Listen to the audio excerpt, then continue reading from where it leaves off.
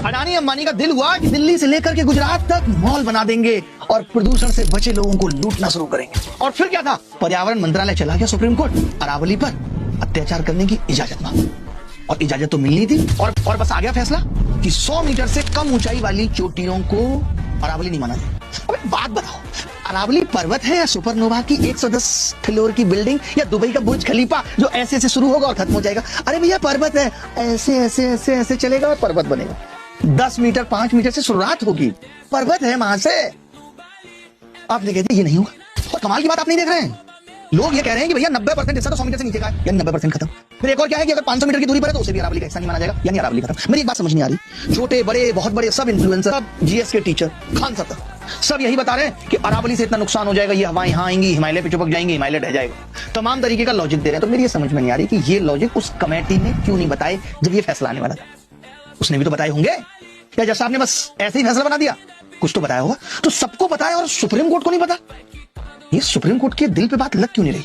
क्यों ना एक प्रेस कॉन्फ्रेंस करके बता दिया जाए कि माजरा क्या है। मैं भी एक इंटरव्यू देखा था, पर्यावरण मंत्री हैं भूपेंद्र जी, वो इस चीज को ठहरा रहे थे सही। उनका कहना यह था कि देखिए भाई, अरावली पर्वत पे क्या है, 60% पे तो एग्रीकल्चर ऑलरेडी है, तो मिटाने का सवाल ही नहीं उठता।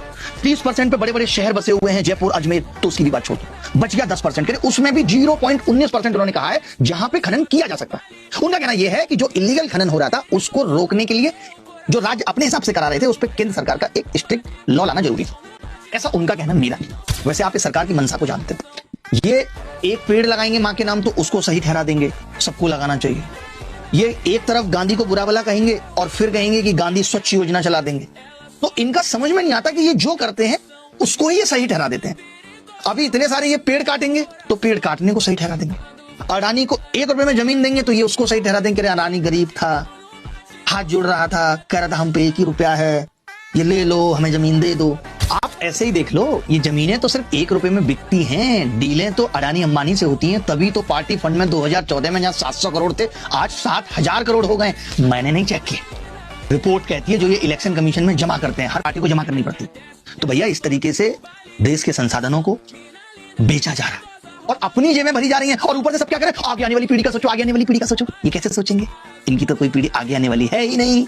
बल्ले बल्ले, इनको क्या मतलब, ये तो चले जाएंगे ऐसे करके। भुगतेगा कौन? हमारे आपके बच्चे।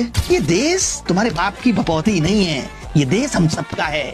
अगर 5000 ट्रैक्टर राजस्थान से चल दिए हैं अरावली का फैसला बदलवाने के लिए, तो जैसे कुत्ते वाला फैसला बदला था ये भी बदला जाना चाहिए। सेव अरावली, सेव पेड़, सेव युवा भारत का जो बेरोजगारी की मार से करा रहा है। सब कुछ सेव करने की जरूरत है महाराज, यशस्वी साहब।